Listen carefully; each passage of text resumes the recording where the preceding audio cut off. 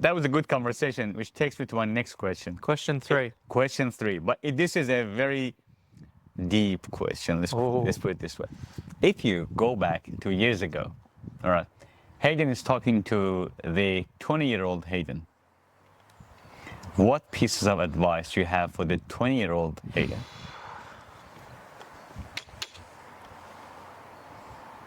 I don't know. Keep doing what you're doing. Nah, seriously, yeah, I think I've handled my life reasonably well so far. I guess there's a few. One life lesson is perhaps to take advice from people, but do your own research as well. Beautiful. So not every, I guess, mentor, because even even as an apprentice, every tradesperson you work with is a mentor.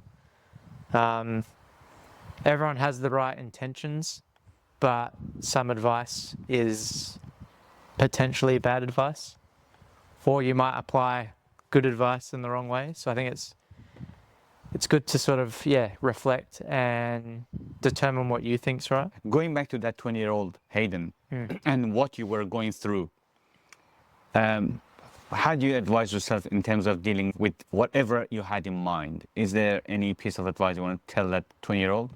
I think maybe I was probably carefree when I was 20 years old, and then I think you sort of you reach a point where you're not so carefree, and you really start questioning what does the future look like? Where am I going? Like more responsibility for your own more decisions. Responsibility for your own actions, and Yes. more care about where you end up in life and how people see you and all that sort of thing. So I think it's a balance. I think as you mature in yourself, I think it's important to keep some of those aspects of being carefree whilst adding elements of responsibility and thinking about where you want to go in life.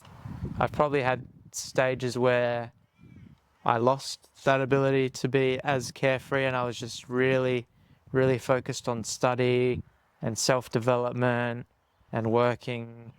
And I think at one stage in my life, I ended up sort of burning out for a while, and that took a while to recover from. But so I think it's important that I think everyone says work-life balance and all that sort of stuff, but I think just balance in life in general. You have to have some times where you're not so worried about the future, but at the same time you need an element of taking responsibility for your actions and doing the right things. So I think I've found in my life as well that I guess you have I don't know how you'd graph it. You'd maybe graph it to the amount of effort versus success, or whatever that graph looks like.